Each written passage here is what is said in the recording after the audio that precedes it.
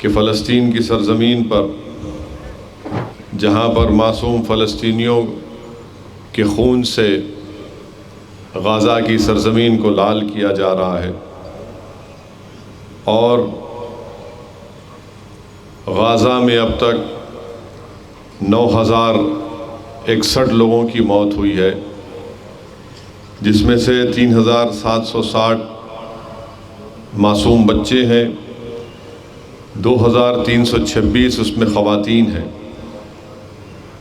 यानी 9,000 में जो लोगों की मौत हुई है इज़राइल ज़ालिम हुकूमत की बमबारी और उनकी फ़ौजी कार्रवाई से, 9,061 लोगों की मौत, जिसमें 3,760 बच्चों की मौत हुई है, 2,326 ख़वातीन की मौत हुई है।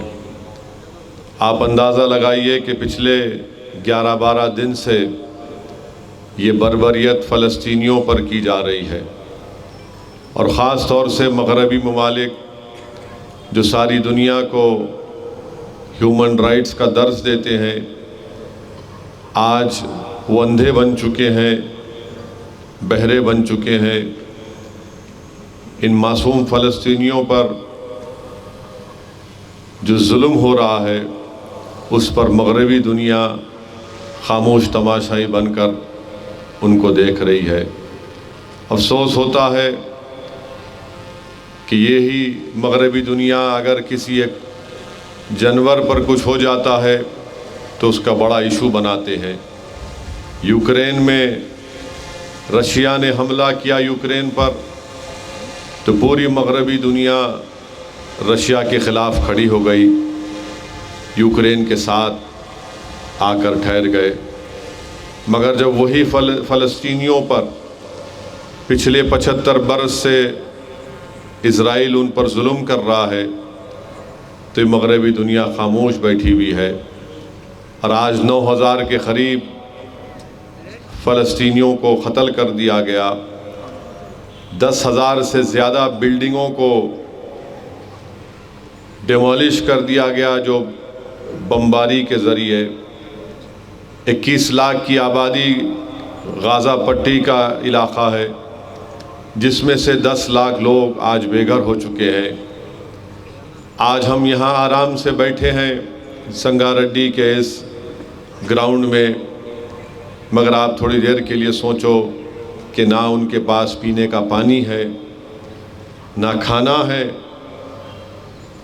36 अस्पताल गाज़ा में है, जिसमें से 16 इज़राइल ने बमबारी करके उनको बर्बाद कर दिया। 50,000 ख़वातीन हामिला हैं और उनके लिए दवाएं नहीं हैं। मासूम बच्चे, ज़ईफ़ लोग जब ज़ख्मी होते हैं इज़राइल के जुल्म या बमबारी की वजह से, तो डॉक्टर्स उनका इलाज बग़ैर एनेस्थीसिया के करते हैं, बग़ैर लाइट के करते हैं। मामूली से लाइट लगाकर पेशेंट का इलाज करते हैं। मेरे अज़ीज़ दोस्तों और बुज़ुर्गों, आप अंदाज़ा लगाइए कि डॉक्टर अगर इलाज कर रहा है, तो मैं एक वीडियो देखा जिसमें एक नर्स है किसी एक मरीज़ का इलाज कर रही है, तो जब उसके सामने से एक स्ट्रेचर पर एक बच्ची को लेकर जा रहे थे कि ज़ख्मी हुई है, वो नर्स ऐसा नज़र उठा कर देख कर चीख मारती है कि मेरी बेटी है और दौड़ती है अपनी बेटी की तरफ। सहाफ़ी हैं, सारी दुनिया को बता रहे हैं इज़राइल जो जुल्म कर रहा है, मगर एक अल जज़ीरा के सहाफ़ी के नज़ारे आपने और दुनिया ने देखा कि उसको जब बताया जाता है कि उसके 2 बेटों की और उसकी बीवी की मौत हो गई है। अंदाज़ा लगाइए अज़ीज़ दोस्तों कि 75 साल से गाज़ा में, वेस्ट बैंक में, ईस्ट जेरूसलम में यहाँ पर फ़लस्तीनियों पर जुल्म हो रहा है और अब तो हद हो चुकी है। अफसोस होता है कि लोग ये समझ रहे हैं कि इन मासूम फ़लस्तीनियों को मार देने से इनके हौसले ख़त्म हो जाएंगे, ये जद्दोजहद नहीं करेंगे एक आज़ाद फ़लस्तीन मुल्क के लिए, तो दुनिया गलत समझ रही है। अब कोशिश ये की जा रही है कि गाज़ा के इन फ़लस्तीनियों को मिस्र में सीनाई के सहरा में उनको ढकेल दिया जाए ताकि पूरे गाज़ा को खाली कर दिया जाए।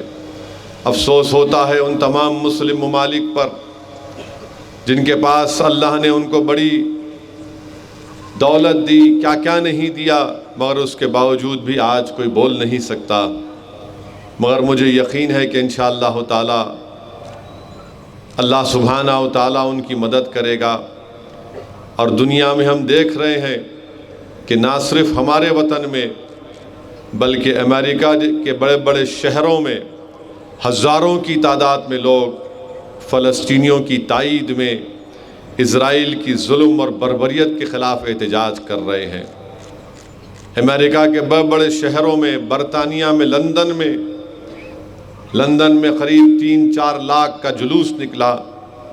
वहाँ पर लोग रोडों पर निकल कर आ गए। तो आज भी दुनिया में इंसाफ पसंद लोग मौजूद हैं और मगरबी ममालिक के हुक्मरान तो इज़राइल को खुली छूट दे चुके हैं कि फ़लस्तीनियों पर जुल्म करो। उनकी ज़मीन को इज़राइल ने कब्ज़ा किया 75 साल पहले। आज ही के दिन, आज 2 नवंबर को 1918 को बाल्फोर डिक्लेरेशन हुआ था।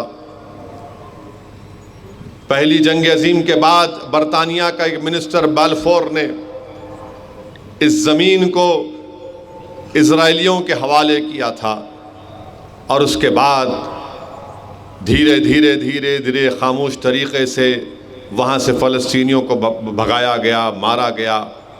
फिर 48 में नखबा हुआ, जिसमें नखबा में 7 लाख फ़लस्तीनियों को बेघर कर दिया गया, अपने मुल्क से निकाल दिया गया उनको।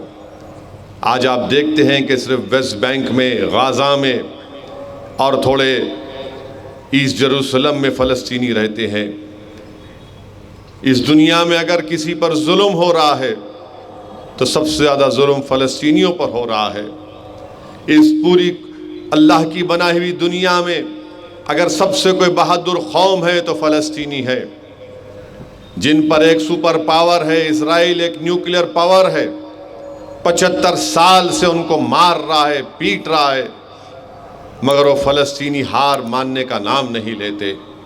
मेरे अज़ीज़ दोस्तों और बुज़ुर्गों, मैं ये ज़रूरी समझता था कि आपके सामने इन फ़लस्तीनियों का ज़िक्र करूं ताकि कम से कम हम यहाँ बैठकर सारी दुनिया को बता सकें कि हम भी फ़िक्रमंद हैं।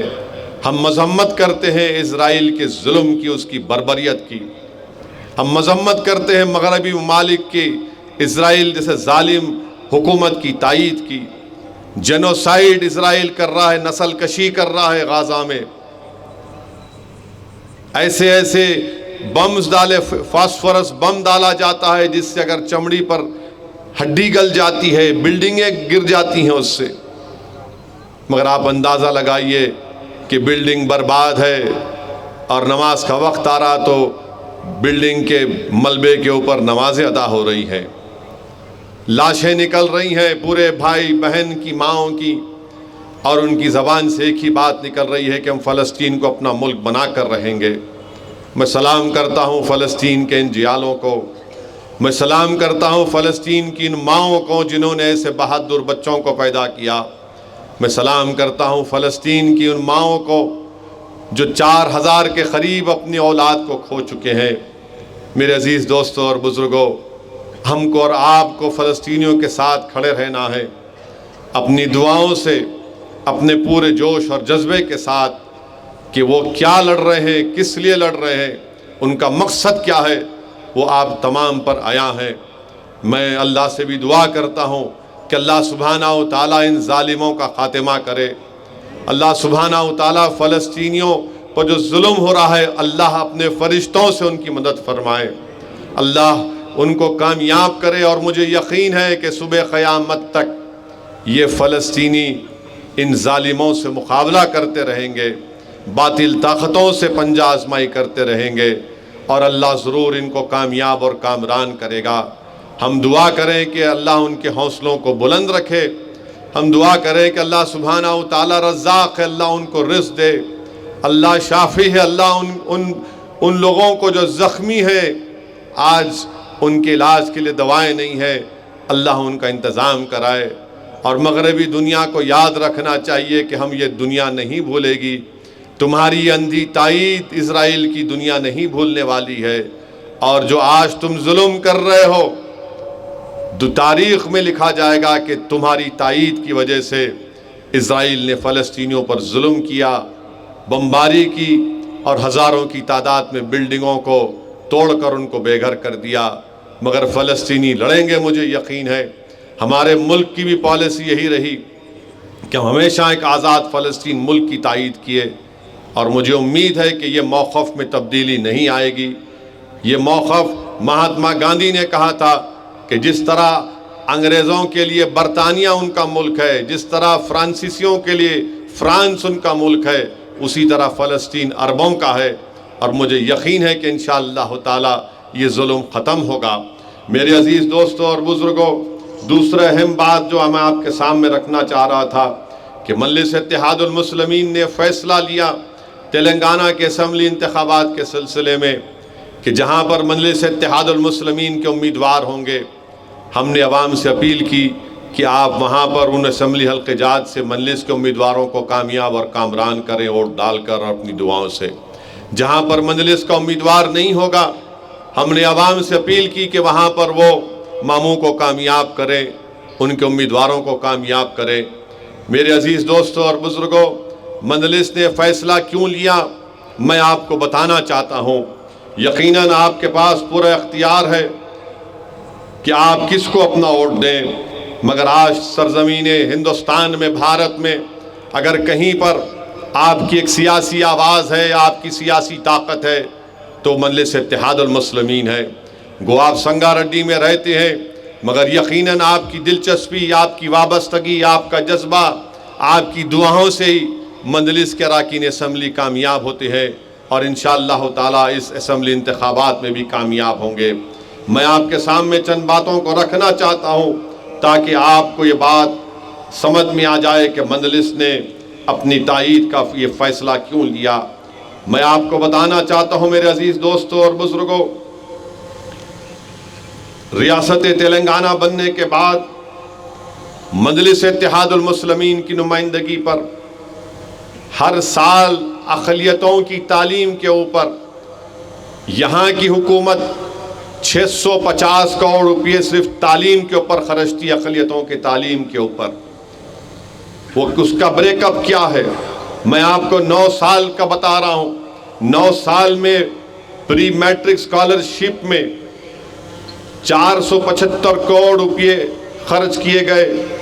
इसका फ़ायदा प्री मैट्रिक स्कॉलरशिप में अक़लियतों के 14,27,714 बच्चे और बच्चियों को हुआ। ये रीइंबर्समेंट ऑफ ट्यूशन फीस है 1,750 करोड़ रुपये। इसका फ़ायदा करीब 9 साल में 1,15,000 के करीब तलबा और तालिबात को हुआ। चीफ मिनिस्टर ओवरसीज स्कॉलरशिप जो अक़लियतों को दी गई 490 करोड़ रुपये 9 साल में, जिसमें 3,224 अक़लियती तलबा और तालिबात को ओवरसीज स्कॉलरशिप दी गई। टेमरिस के स्कूल खोले गए, 3,065 करोड़ रुपये 9 साल में खर्चा हुए, जिसमें आज टेमरिस के जो स्कूल हैं 200 के करीब।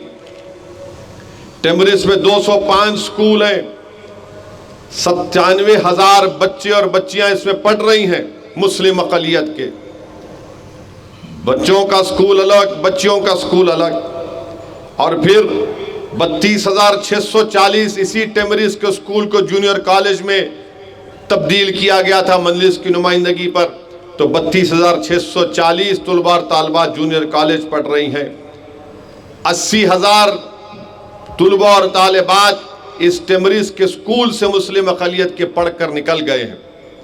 और आपको जानकर खुशी होगी कि ये जो मैं आपके सामने आदाद व शुमार रख रहा हूँ, आप जाकर देख ले सकते हैं कि इस 80,000 जो बच्चे पढ़कर निकले हैं, इसमें से JEE मेन में 99 बच्चे कामयाब हुए, JEE एडवांस में 9, MBBS में 11, BDS में 100 और अदर कोर्सेज में 129, तेलंगाना के एमसेट इंजीनियरिंग में 1500, तेलंगाना के एमसेट में जो दूसरा एग्रीकल्चर का वो दूसरा होता है बी फार्मेसी का उसमें 1860, क्लैट में 11, तेलंगाना के लॉ सेट में 150, CUET में 7, TSD सेट में D.Ed में 13, निफ्ट में 1, HCL टेक बी में 31, CA फाउंडेशन में 2, CS फाउंडेशन में 9, CMA में 7, IIIT RG UKT में 17, पॉलिस सेट में 1590, यानी जो 80,000 बच्चे पढ़कर निकले उसमें से इन तमाम 17 कोर्सेज में 5,450 बच्चे और बच्चियां इन कोर्सेज में दाखिला लिए। ये मजलिस इत्तेहादुल मुस्लिमीन की नुमाइंदगी पर यहाँ पर तेलंगाना की हुकूमत ने किया। फिर CEDM में 14 करोड़ रुपये 9 साल में दिए गए, जिसमें फ़ायदा अक़लियतों को, ज़्यादा मुस्लिम अक़लियत को 39,310 को फ़ायदा हुआ। माइनॉरिटी स्टडी सर्कल है, उसमें सिविल सर्विस का एग्ज़ाम में दूसरे इम्तिहानों में 9,319 बच्चे को फ़ायदा हुआ, सिविल सर्विस में 17 को हुआ। तो ये अगर आप पूरा देखेंगे, pre matric scholarship, reimbursement, overseas scholarship, temporary, CEDM, minority circle 27,08,693 बच्चे और बच्चों को फ़ायदा हो 9 साल में। और आप और हम जानते हैं कि मुस्लिम अक़लियत का सबसे बड़ा मसला हमारे बच्चे बच्चियों का तालीम का मसला है। ये मजलिस इत्तेहादुल मुस्लिमीन की नुमाइंदगी पर रियासत तेलंगाना में किया गया। फिर शादी मुबारक में 9 साल में 2,337 करोड़ रुपये दिए गए। कितनों को मिला उसमें? 2,76,225 लोगों को शादी मुबारक में चेक दिए गए, 2,335 करोड़ के। फिर इमाम मौज़म में 9 साल में 316 करोड़ उनको दिए गए। पहले 9,900 इमामों को 5,000 रुपये महाना में दिया जाता था। मजलिस की नुमाइंदगी पर और 7,000 उसमें इजाफा किया गया, तो अब इंशाअल्लाह 17,000 इमाम और मौज़न को हुकूमत की तरफ से महाना 5,000 रुपये दिए जाएंगे। वक्फ की ग्रांटी एड है 513 करोड़ रुपये मजलिस की नुमाइंदगी पर हुकूमत ने दिए, जिसमें से 1175 वक्फ प्रॉपर्टीज़ को उसमें बनाया जा रहा है, जिसमें हैदराबाद में अनीसुल गुरबा की एक बड़ी बिल्डिंग है। अब यहाँ पर लोग बोलेंगे कि मजलिस ने ये बताओ कि परसेंटेज क्या है। कल्याणा लक्ष्मी शादी मुबारक की स्कीम आप जानते हैं, तो उसमें 2,76,225 लोगों को शादी मुबारक का चेक मिला। परसेंटेज क्या है मुस्लिम अक़लियत का? 21.23 यानी 21%। SC ST BC minorities over scholarship में schedule caste, schedule tribe, backward class और माइनॉरिटीज में स्कॉलरशिप 9 साल में जो 6,821 करोड़ रुपये दिए गए, जिसमें अक़लियतों के लिए 3,224 करोड़ रुपये। क्या परसेंटेज है? 47% मिला। फिर रेजिडेंशियल स्कूल पूरे तेलंगाना में 1,022 है, मुस्लिम अक़लियत के लिए, माइनॉरिटीज के लिए 205 है। परसेंटेज क्या है? 20। फिर रेजिडेंशियल स्कूल जो बच्चे पढ़ रहे हैं उसमें इन 1,022 में 6,22,000 बच्चे तमाम 1,022 रेजिडेंशियल स्कूल में पढ़ रहे हैं। उसमें अक़लियतों का तनासुब क्या है? 1,31,000, ज़्यादातर 90% मुसलमान हैं। परसेंटेज क्या है? 21%। अब टोटल बजट जो खर्चा हुआ 9 साल में SC ST BC और माइनॉरिटी वेलफेयर पर 91,000 करोड़ रुपये खर्चा किया गया, जिसमें अक़लियतों का क्या था? 12,000 करोड़ रुपये। परसेंटेज क्या है? 13.18। आज तेलंगाना में मुस्लिम अक़लियत 13% के बराबर है। अगर हमारे ईसाई भाइयों को, सिख भाइयों को, जैन भाइयों को मिलाया जाए तो 15-16% होगा। ये मजलिस की नुमाइंदगी पर किया गया है। ये तालीम के मैदान में जिसने मजलिस ने काम किया हुकूमत से नुमाइंदगी करके, इसकी मिसाल कोई बता दो भारत में। फिर आसरा पेंशन 9 साल में जो जितने बेनिफिशियरीज को, हमारे जितने लोगों को आसरा पेंशन मिला 44,12,310, उसमें से मुस्लिम अक़लियत का कितना था? 4,93,000। परसेंटेज क्या है? 11%। इसमें बढ़ना चाहिए, 11% कम है। जो food security BPL card, ration card है तेलंगाना में 90,42,810 है। मुस्लिम अक़लियत और माइनॉरिटीज का कितना हिस्सा उसमें? 12,55,530। तनासुब क्या है? परसेंटेज क्या है? 13.88। ये मजलिस ने काम किया है। ये कोई हम लोग जो बोलते हमारे मुखालिफिन के मजलिस जज्बाती तकरीर करती, हाँ जज्बाती तकरीर भी करते और काम भी कराते। हम खाली तकरीर नहीं करते बल्कि हुकूमत से काम कराना मजलिस को आता है। इसीलिए मजलिस इत्तेहादुल मुस्लिमीन ने यह फैसला लिया कि आप संगारेड्डी में यहां पर आप मामू को कामयाब करिए। यह काम किया गया है, यकीनन और भी काम करना है। जैसा कि हमारे मजलिस के जिम्मेदारों ने दिया कि संगारेड्डी में बाउंड्री वॉल की तामीर होना, वक्फ की जो ज़मीन है सर्वे नंबर 412, 222, 311 तमाम माने 102 एकड़ ज़मीन जो है उसकी हिफाजत के लिए इंशाअल्लाह ताला मैं वादा कर रहा हूँ आपसे कि हुकूमत से नुमाइंदगी करके इसकी बाउंड्री वॉल जो वक्फ की ज़मीन है इसके तहफ़्फ़ुज़ के लिए पूरे इक़दामात और बाउंड्री वॉल उठाने की कोशिश कर काम करेंगे। एक B.Ed D.Ed Urdu medium college Sangareddy में ज़रूरत है और पूरे मुत्तफ़क़ा तौर पर तमाम मसलक के उलमाओं ने फैसला लिया कि अहले सुन्नतुल जमात को, तबलीगी जमात को, जमात इस्लामी अहले हदीस को 1000 स्क्वायर यार्ड ज़मीन दी जाए, जाके जिस तरह के हमारे दूसरे अबनाए वतन का उनके भवन है उस तरह का एक काम हो सके। और इंशाअल्लाह ताला हम इसकी बात मैं खुद चीफ मिनिस्टर से और जनाब हरीश राव से करूँगा। एक माइनॉरिटी स्टडी सर्कल की संगारेड्डी में ज़रूरत है, अहमदनगर में उर्दू घर, कब्रस्तान की ज़रूरत है संगारेड्डी में, और जो ईदगाह नाकाफ़ी है उसके बाजू कोई प्राइवेट ज़मीन है हुकूमत से कहकर उसको एक्वायर किया जाए, इसकी भी कोशिश करेंगे। फिर डबल बेड 2 BHK का बुबली कुंटा नाला एक्सपेंशन में इस ताल्लुक से कई मरतबा मैं बोला हूँ, ये काम मुकम्मल नहीं हुआ, मेरी जिम्मेदारी है, इंशाअल्लाह मैं इसको मुकम्मल करवाऊँगा। वार्ड नंबर 20 में आंगनवाड़ी स्कूल है, बस्ती दवाखाना वार्ड नंबर 26 में ज़रूरत है, और एक शादी खाना जो है उसको तोड़कर दीनदार खां शादी खाना उसका सरनो अच्छा बनाना चाहिए। और साथ ही साथ जो मेडिकल कॉलेज खोला गया उसमें अक़लियती नौजवानों को नौकरी मिलनी चाहिए। माइनॉरिटी लोन और गृह लक्ष्मी का जो लोन का प्रोसेस है उसको आसान करना चाहिए।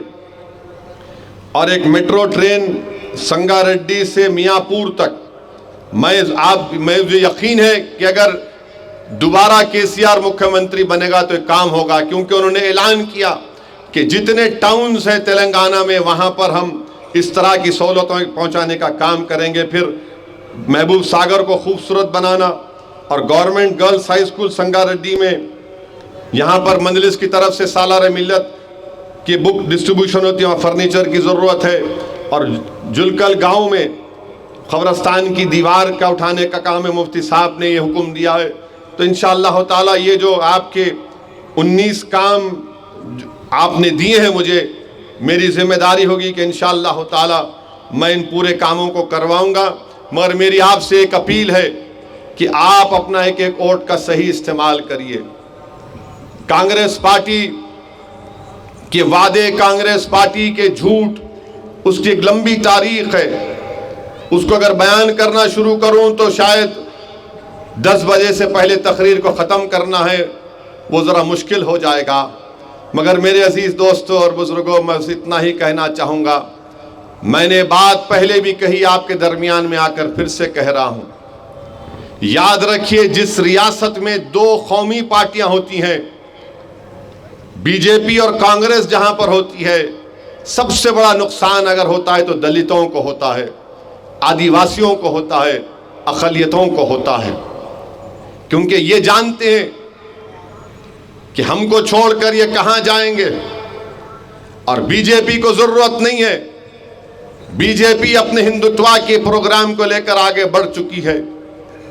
जहां पर तीसरी कुव्वत होगी तो बैलेंस ऑफ पावर आपके हाथ में होता है, कुव्वत आपके हाथ में होती है, तवाजुन आपके हाथ में होता है। अगर दो पार्टी कौमी पार्टियां रहेंगे, मुझे अल्लाह सुब्हानहू व तआला ने मौका दिया मुल्क के कोने कोने में जाने का। मैं मध्य प्रदेश को जाकर देखा, राजस्थान को जाकर देखा, बड़ी बड़ी रियासतों में जाकर देखा। वहां पर यही देखने में आता कि जहां पर दो कौमी पार्टियां होती हैं, वहां पर अक़लियतें को बर्बाद कर दिया जाता है। आप बोलेंगे उत्तर प्रदेश में समाजवादी है, समाजवादी अब नहीं रही, समाजवादी पार्टी नहीं रही, उसकी ताकत कुव्वत खत्म हो चुकी है। मेरे अजीज दोस्तों और बुजुर्गों, इसीलिए आपसे कह रहा हूं कि यहां हमारे पास एक तीसरा प्लेयर है, यहां हमारे पास मंजलिस एक चौथा प्लेयर है आपका। इस बैलेंस को बरकरार रखिए। वोट देना आपका काम है, आपको समझाना, आपसे गुजारिश करना, आपको ये बताना मेरा फरीजा है। मैं आपको बता रहा हूं, अगर दो कौमी पार्टी बन जाएंगे तो याद रखिए हम इनके पैरों का फुटबॉल बन जाएंगे। ये सिर्फ हमसे डरा डरा कर वोट हासिल करते रहेंगे। ये जो काम आप देख रहे हैं, 210 रेजिडेंशियल स्कूल, 205 रेजिडेंशियल स्कूल में अगर आज 1,30,000 बच्चे बच्चियां पढ़ रहे हैं, तो मैं चैलेंज कर रहा हूं कांग्रेस और बीजेपी को, बताओ तुमने काम किया कहीं रियासत में? राजस्थान में कांग्रेस की सरकार है, कितने रेजिडेंशियल स्कूल है? एक। कितना बजट है अक़लियतों का? इस साल 250 करोड़। तेलंगाना में कितना है? 2200 करोड़। क्यों? यहां पर एक तीसरा प्लेयर है। इस बात को आप याद रखो। अगर ये दो कौमी पार्टी के आप जाएंगे नहीं, कर्नाटका में क्या हो रहा? कर्नाटका में जब से कांग्रेस आई वहां पर बिजली नहीं है, वहां पर किसानों को पानी नहीं है। रिजर्वेशन बीजेपी ने निकाला, 6 महीने में एक कानून नहीं बना सके कि दोबारा मुसलमानों को रिजर्वेशन दिया जा सके कर्नाटका में। जज्बात से खेलते रहेंगे, हमारे बच्चों का मुस्तकबिल बर्बाद हो जाएगा। और जब कभी भी कांग्रेस इख्तिदार में थी, आंध्र प्रदेश में फसादात होते रहे। इसी जमीन पर फसाद हुआ, संगारेड्डी में, हैदराबाद में फसाद हुआ। हर साल में कुछ ना कुछ होता, मगर अल्हम्दुलिल्लाह पिछले 9 साल से तेलंगाना में अमन है। तेलंगाना तरक्की कर रहा है, यकीनन और करना है किसानों के लिए, गरीबों के लिए। मैं ये नहीं कह रहा हूं कि पूरा काम हो गया, बहुत करना है, मगर अगर आप मजमूई तौर पर देखेंगे तो तेलंगाना में काम हुआ है। इस काम को लेकर आगे बढ़ना है। कांग्रेस जहां प्रदेशों में है वहां पर फसाद होता। आप बोलेंगे मिसाल दो, राजस्थान की मिसाल ले लो।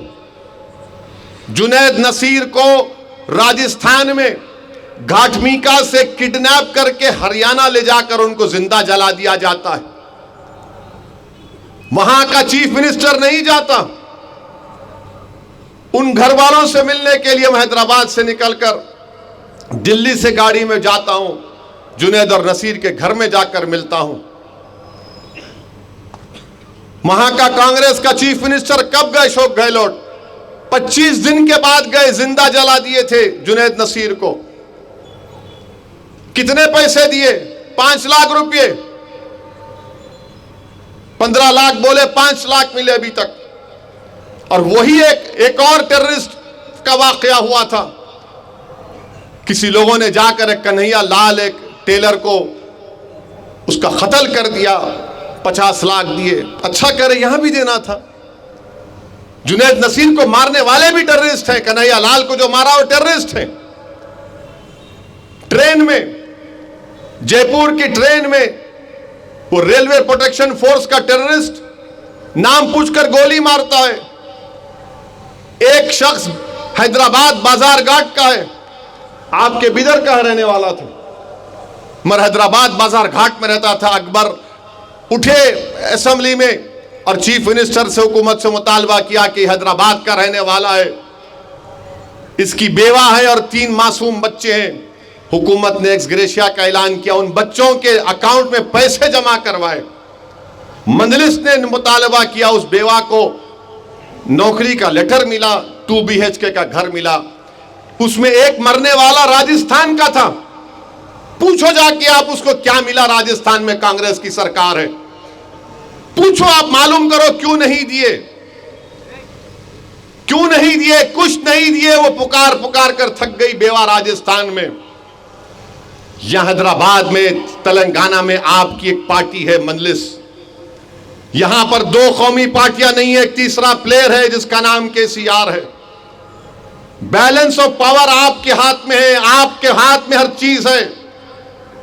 इसीलिए फौरन हुकूमत ने काम किया।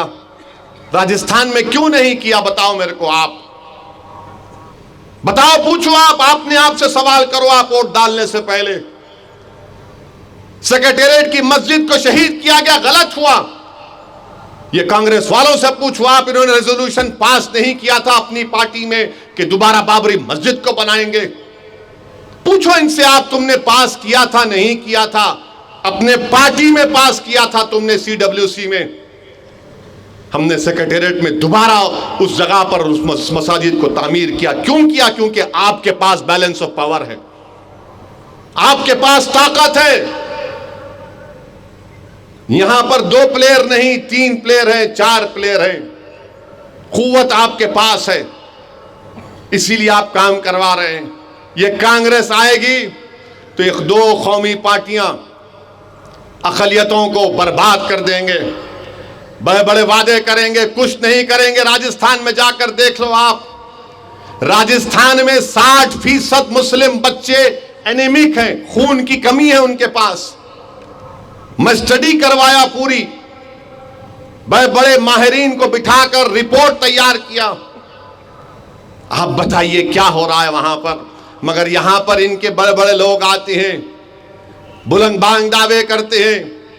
इनके एक लीडर आए, राहुल गांधी, प्यारे ने आकर कह दिया कि KCR ने इतना पैसा लिया, हम आके वापिस कर देंगे। माने ये मोदी 2 हो गया। ये 2014 में मोदी बोले थे 15 लाख हर एक के अकाउंट में डालूंगा। वो 15 लाख की जगह 15 पैसे नहीं आए तो इन्हों बोले भाई उसका डायलॉग मैं मार लेता हूं। तो इन्हों बोल रहे मैं आऊंगा, मैं निकाल लूंगा। ये जो काम जो मैं आपके सामने रखा हूं, बताइए ये काम किसके फायदे आ रहे, किसका फायदा हो रहा है? किसके बच्चे पढ़ रहे हैं? गरीबों के बच्चे पढ़ रहे हैं। उन गरीबों के बच्चे पढ़ रहे हैं जिनके माँ बाप ऑटो ड्राइवर हैं, ठेला बंडी पे तरकारी बेचते हैं, फ्रूट बेचते हैं। चंद्रायन गुट्टा में टेमरिस का स्कूल खोला गया, वहां से 3 बच्चे मेडिसिन गवर्नमेंट के महबूबाबाद के मेडिकल कॉलेज में, गवर्नमेंट के मेडिकल का एडमिशन मिला। मेरे पास आए बच्चे, आके बोले साहब हमको मेडिकल कॉलेज, गवर्नमेंट के मेडिकल कॉलेज में मिला, हम चंद्रायन गुट्टा के टेमरिस में पढ़ते, हमको अखराजात होना हमारे को बहुत मुश्किल है, खर्चे हैं किताबों के, रहने के। मेरा अच्छी बात है कल आओ तुम। तो उसमें से एक तीसरा बच्चा खामोश मेरे पास आकर बोला सद साहब मैं एक बात बोलूं, आप बुरा नहीं मानते? मेरा बोलो बेटा। बोले साहब मैं हिंदू हूं, मुसलमान नहीं हूं, मेरे को भी देते क्या आप? उसकी आंख में आंसू थे। मैं उठा, उसका हाथ पकड़ा, बोला बेटा तू गरीब का बेटा है, तेरा बाप क्या करता है? बोले मेरा बाप मैकेनिक है, मेरे ख्याल से ओल्ड करीमनगर ज़िले का था बच्चा। मेरा तू भी आकल। उन तीनों को मजलिस ने अपने ट्रस्ट से 1-1 लाख रुपये दिए। ये हम नहीं देखे कि कौन हिंदू मुसलमान है, दिए। वो दिए तो मालूम हुआ कहीं पर आदिलाबाद या आरमूर के 2 बच्चियां दूसरे दिन आ गए, हम क्या बुरा किए? मिला आपका क्या हुआ? बोले हमको ही मिला। मिला तुम भी लो, हम तो पढ़ाना चाहते। मेरा मानना यह है कि जब तक भारत में दलित, मुसलमान, आदिवासी पढ़ेंगे नहीं, आप लीडर नहीं बनेंगे। जब तक आप पढ़ेंगे नहीं, काबिल नहीं बनेंगे, आप इन जालिमों से मुकाबला नहीं कर सकते। ये मजलिस काम कर रही है, इसीलिए कांग्रेस को बड़ी तकलीफ होती है। अच्छा, तकलीफ तो हुई, अच्छी बात है, मगर ये क्या बात है कि राहुल गांधी थोड़े पढ़े लिखे नजर आते थे मुझे, बिल्कुल ही थम्स अप निकले वो तो। असदुद्दीन ओवैसी आसाम त्रिपुरा में इलेक्शन लड़ते हैं। अरे मैं कहां गया भाई आसाम को, ना त्रिपुरा गया मैं। आप जाओ बोलो तो जाता हूं मैं, अब तो मेरे को जाना पड़ेगा। हर अनेक तोते की तरह कोई लिख दिया, इनको स्टेनोग्राफर इनको पढ़ के सुनाते। अरे अपने दिमाग पे जोर डालो, फर्स्ट फ्लोर है नहीं है, सोचो। हजरत गूगल पे जाके देखो, इन्होंने असम लड़े नहीं लड़े, त्रिपुरा लड़े नहीं लड़े। नहीं, मंजलिस को पैसे मिलते, बीजेपी पैसे देती मंजलिस को। राहुल गांधी, तुम नहीं जानते हम लोगों को, हम रसूल अल्लाह सल्लल्लाहु अलैहि वसल्लम के उम्मती हैं, हम उनके गुलामों के गुलाम हैं। और जमीर बेचना, ईमान बेचना दौलत के लिए हमारी फितरत में नहीं है। शायद तुम्हारे साथ जितने हैं वो करते होंगे, मगर हम आका के उम्मती हैं। हमारे पास जो दौलत है राहुल गांधी, तुम्हारे पास नहीं है। हमारे पास सबसे बड़ी दौलत यह है कि हम कमली वाले को अपना आका मानते हैं, वो तुम्हारे पास नहीं है दौलत। हो तुम कौन सी दौलत की बात कर रहे हो? और दौलत की तुम बात कर रहे हो राहुल गांधी, तो क्या जब मैं न्यूक्लियर डील जब हो रही थी 2008 की, जब उस वक्त मैं खड़े होकर पार्लियामेंट में कहा था कि न्यूक्लियर डील भारत के लिए अच्छी है तो भारत के मुसलमानों के लिए भी अच्छी होगी, उस वक्त तुमने कितने पैसे दिए थे बताओ राहुल गांधी? जब किरण कुमार रेड्डी के गवर्नमेंट के खिलाफ नो कॉन्फिडेंस मोशन लाया गया, मजलिस से कहा गया तायीद करो, हम तायीद किए थे, कितने पैसे तुमने दिए बताओ राहुल गांधी? जब प्रणब मुखर्जी का प्रेसिडेंट का सदर जमहूरिया का इलेक्शन था, तो तुम्हारी मां ने, डॉक्टर मनमोहन सिंह ने और मरहूम अहमद पटेल साहब ने मुझसे यूपीए की मीटिंग में रुकने कहा, उसका कि जाकर आपके दोस्त को समझाओ।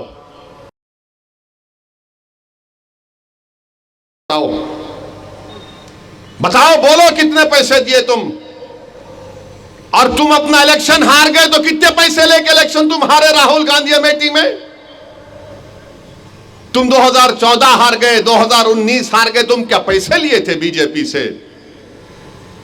पैसे लिए या मुफ्त में हार गए तुम बताओ? राहुल गांधी, तुम इसलिए कहते हो क्योंकि असदुद्दीन मेरा नाम है, मेरे चेहरे पर दाढ़ी है, सर पर टोपी है, तुम इसीलिए मुझसे कहते हो पैसों से बिक जाने वाला है। मगर तुम्हारा दोस्त वो सिंधिया जो बीजेपी में चला गया, तुम उसको नहीं बोलते पैसे लिए। वो जितिन प्रसाद तुम्हारा दोस्त जो बीजेपी में चला गया, तुम उसको नहीं बोलते पैसे लेकर गया बीजेपी में। तुम्हारा एक मंत्री यूपी का बीजेपी में चला गया, तुम्हारा नाक का बाल था, तुम उसको नहीं कहते भी पैसे लिए। मगर क्योंकि मेरा नाम असदुद्दीन है, चेहरे पर दाढ़ी है, सर पर टोपी है, तो तुम पैसों का इल्जाम लगाते हो मुझ पर। लगाओ राहुल गांधी, यही सर पर टोपी पहनने वाले और चेहरे पर दाढ़ी रखने वाला तुमको बताएगा इसकी कीमत क्या चुकाना पड़ेगा तुमको। इस तेलंगाना के इलेक्शन में तुमको मालूम होगा। तुम हमको बोलते हो, तुम हमको बोलते हो, मगर इनको नहीं बोलते। अच्छा, जब बात पैसों की आई राहुल गांधी, तो तुम्हारा तेलंगाना का सदर क्या वीडियो नहीं दिख रहा? वो वोट फॉर नोट का पैसे ले रहा था, क्या वीडियो नहीं है तुम्हारे सदर का? बोलो राहुल गांधी। अंधे हो जाते, यानी बिल्ली जब दूध पीती तो आंखें बंद करके पीती, समझती दुनिया नहीं देख रही। तुम्हारा सदर पैसों का ले रहा था ना। अच्छा, उन्हें कहां से आया राहुल गांधी? उन्हें बीजेपी से आया। उन्हें एबीवीपी में था, बीजेपी में गया, नायडू के पास गया तो नायडू की साइकिल को बिठा दिया। अब इनके पास आया, इंशाल्लाह इनको भी बिठाएंगा तेलंगाना में, पूरा बर्बाद करके छोड़ेंगे इनको। नहीं, ओवैसी जो है मजलिस, अरे मजलिस को तुम जानते नहीं है प्यारे। तुम्हारी दादी दारुसलाम को आई थी,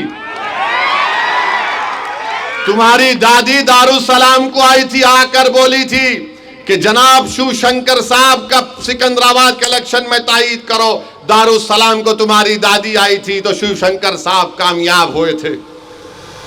वो भी नहीं मालूम होगा, बेचारों को नहीं मालूम, जो लिख के दिया याद कर लेते तोते की तरह। हमको सब याद रहता, हमको सब याद रहता। राहुल गांधी तुम बार बार अगर ऐसा बोलते रहेंगे ना, तो कर्नाटका के इलेक्शन से पहले तुम किसको भिजाए थे दिल्ली में, मेरे घर का नाम बोल दूं, अब नाम बोल दूं, राहुल गांधी बोलो, सोचो, बहुत बोल सकता हूं राहुल गांधी, मगर क्योंकि मेरा नाम असदुद्दीन है, ये तुम्हारी नफरत है इस नाम से, तुम्हें नफरत है दाढ़ी और टोपी पहनने वाले से, इसलिए तुम इल्जाम लगाते। मगर तुम्हारे पार्टी के लोग जो चले गए बीजेपी में, तुम नहीं बोलते। वो तुम्हारा नलगुंडे का बाई इलेक्शन हुआ, कौन सी मुनुगुड़, वो उनका कैंडिडेट बीजेपी में कांग्रेस से रिजाइन करा, बीजेपी में मोदी के गोद में जाके गपागप चाय पिया, उन्होंने उसको बिस्किट भी खिलाए, मगर मामू उस पे भारी पड़ गए, उन्हें हार गया। अब उन्हें क्या करा, नहीं मोदी की चाय अच्छी नहीं, राहुल के कदमों में बैठ जाता, यहां चले गए, उन्हें सेकुलर हो गए, उन्हें सेकुलर हो गए। जहीराबाद में बागा रेड्डी साहब के बेटे बीजेपी में चले गए, जहीराबाद में कांग्रेस का उम्मीदवार बीजेपी से कांग्रेस में आया, और इन्होंने हमारे को आईना दिखा रहे। अरे कभी अपने आईना, अपना चेहरा तो देखो, साथ में तुम्हारे कितने बीजेपी के लोग खड़े हुए हैं। मैं ये कर दूंगा, तुम कुछ भी नहीं कर सकते, मालूम हमारे को। तुम अमेठी जीतते नहीं जीतते बोलो, पूरा बताओ, चैलेंज करो तुमको। तुम हार गए वहां पे अमेठी में, वायनाड क्यों जीते, क्योंकि 30% असदुद्दीन ओवैसी वायनाड में था। तुम अमेठी नहीं जीते, तुम्हारे बाप दादा की सीट तुम हार गए। तुम सेकुलरिज्म का दर्श मत दो राहुल गांधी, अगर बोलना शुरू करूंगा ना तो मैं फिर से कह रहा हूं, कांग्रेस आरएसएस की मां है, कांग्रेस आरएसएस की मां है, इसलिए इस कांग्रेस को जो आरएसएस की मां है, मामू को जिताना है। मामू को जिताए तो ये कांग्रेस जो आरएसएस की मां है, इनको हार होगी। अभी बहुत से लोग आएंगे, बहुत सी बातें करेंगे, मैं सिर्फ इतना ही कहूंगा कि यहां पर दुब्बाक में जो प्रभाकर रेड्डी पर कातिलाना हमला हुआ, मैं उसकी मजम्मत करता हूं। क्यों कांग्रेस का आदमी मारा प्रभाकर रेड्डी को? राहुल गांधी आप नहीं बोलेंगे? अरे आप तो वायलेंस को देख चुके हैं ना, आपकी दादी शहीद हुई, आपके वालिद को मार दिया गया, और आपका पार्टी का आदमी प्रभाकर रेड्डी को चाकू मारता है, उसकी एक आंत को निकाल दिया जाता है।